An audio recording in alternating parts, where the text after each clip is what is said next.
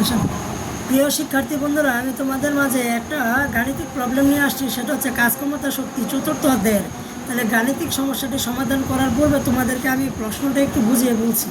তাহলে প্রশ্নটা একটু ভালো করে দেখো। এই যে একটা চিত্র প্যাটার্ন দেওয়া আছে, এটা হচ্ছে রাজশাহী বোর্ড 2023 সালের একটা কোশ্চেন দেওয়া আছে। দুঃখিত, বরিশাল বোর্ড 2023 দেওয়া আছে। তাহলে যাই হোক, এই উদ্দীপকটার দিকে খেয়াল করো। এই উদ্দীপকটাতে দেখা গেল তোমার 5 কেজি ওজনের একটা বস্তু যে কোনো একটা ধরো উপরের একটি সমতল জায়গায় রয়েছে।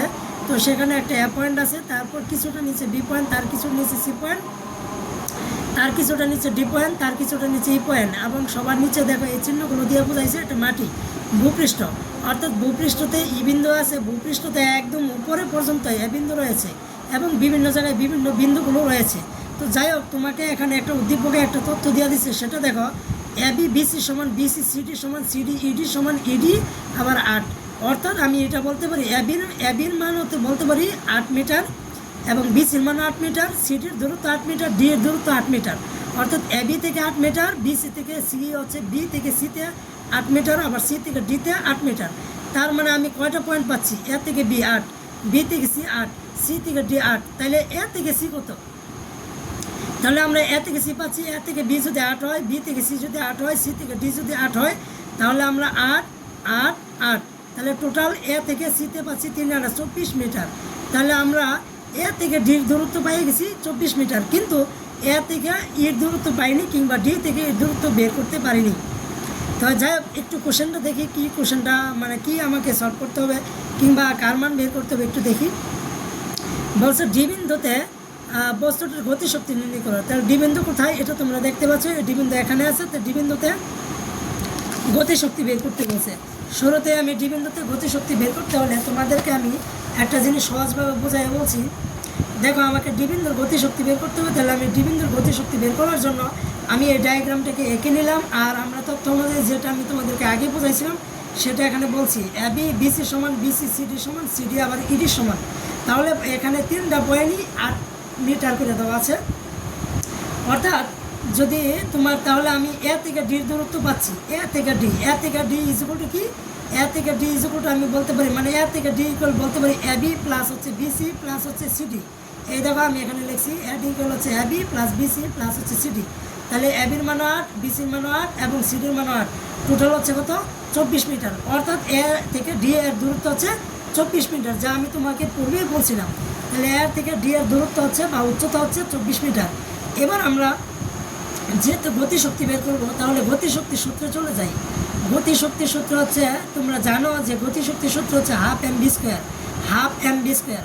তুমি বলতে পারো যে হাফের তো হাফ আমার কাছে আছে মান, এম এর মান হচ্ছে 5 কেজি বস্তুটার, এই যে ভর দেওয়া আছে 5 কেজি বস্তুর ভর, তাহলে আমরা এম এর জায়গায় 5 বসাই দিতে পারি। কিন্তু বি স্কোয়ার মানটা কোথায় পাবো, সেটা তোমরা একটু সাইড নোটে বা যে কোনো জায়গায় রাফ লেখা বা সাইড নোট লেখা বি স্কোয়ার মানটা তোমরা বের করে নিতে পারো।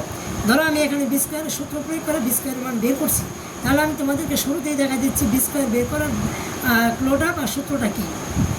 বি স্কোয়ারের সূত্র হচ্ছে V square equal U square plus 2gh। তাহলে এখানে বি স্কোয়ার রেখে দিলাম। আর ইউর মান তুমি জানোই যে একটা বস্তু স্থির ছিল, এ বিন্দুতে একটি বস্তু স্থির ছিল, কারণ এ বিন্দুতে এখনও বস্তুটা এ বিন্দু থেকে নিচের দিকে পড়তে শুরু হয়নি।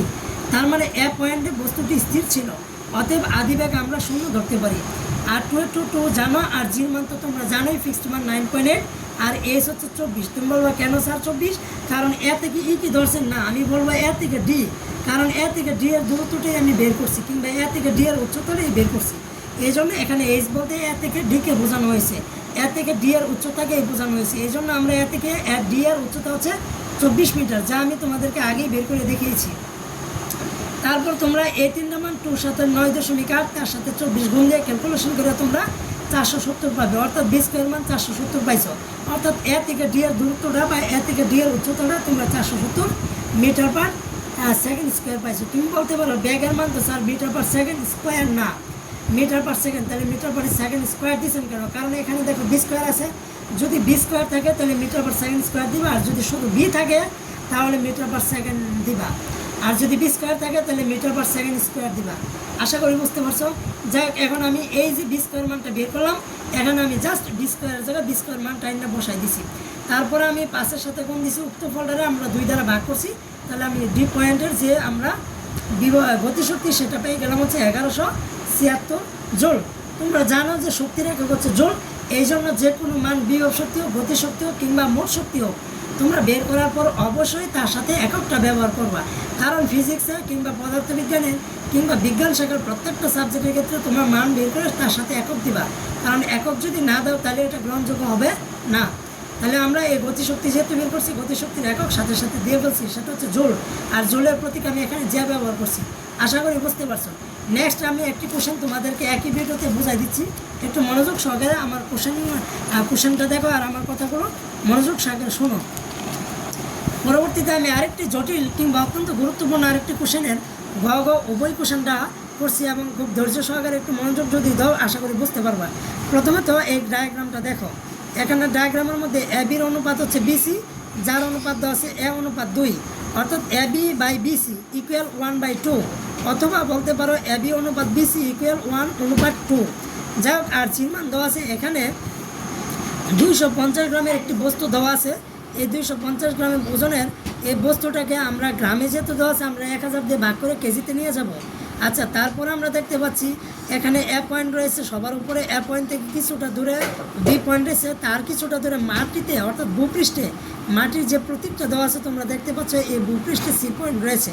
অর্থাৎ একটা অবস্থানের ক্ষেত্রে 3টি পয়েন্ট আছে, যার সবার উপরে পয়েন্ট হচ্ছে তার মধ্যবর্তী স্থানে হচ্ছে বি পয়েন্ট এবং সর্বনিচের স্তর যেটা সেটা হলো ভূপৃষ্ঠে, সেটা হচ্ছে সি বিন্দু রয়েছে। যাই হোক, কথা না বাড়িয়ে আমরা কোশ্চেনটা দেখি কি বের করতে বলছে তারা।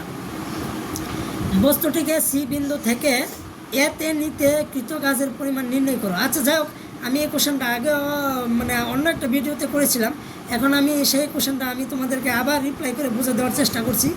সেটা বলছে সি পয়েন্ট থেকে এ পয়েন্টে নিয়ে আসবে বস্তুটিকে।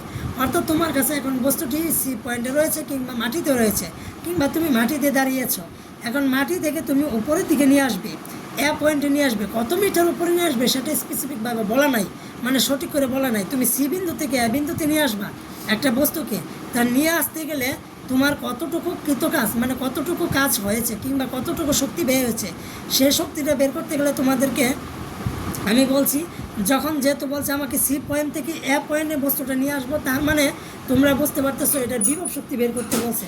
মানে কাজের পরিমাণ মানে তোমাকে মনে করতে হবে স্বাভাবিকভাবে এটা কী বের করতে হবে, এটার বিভব শক্তি বের করতে হবে। তাহলে যাই হোক শিক্ষার্থী বন্ধুরা, তোমরা দেখো আমি এই তথ্যগুলো এখানে আগে লিখে নিয়েছি। সেটা হচ্ছে এই দেখো এবি অনুপাত বিসি, যার অনুপাত উদ্দীপকে দেওয়া আছে এ অনুপাত 1/2, তার জির মান দেওয়া আছে আর এই ডায়াগ্রামটা দেওয়া আছে। তো এখানে আমরা সি পয়েন্টের কথা যদি বলি, শুরুতে বস্তুটা স্থির ছিল যে কারণে আদিবেগ 0 ধরছি, জির মান জানি, আর টি হচ্ছে 10 সেকেন্ড এখানে উদ্দীপকে দেওয়া আছে। তাহলে সেই ক্ষেত্রে 10 সেকেন্ডে আমরা নিচ থেকে সি পয়েন্ট থেকে এ বিন্দুতে বস্তুটিকে নিয়ে আসবো।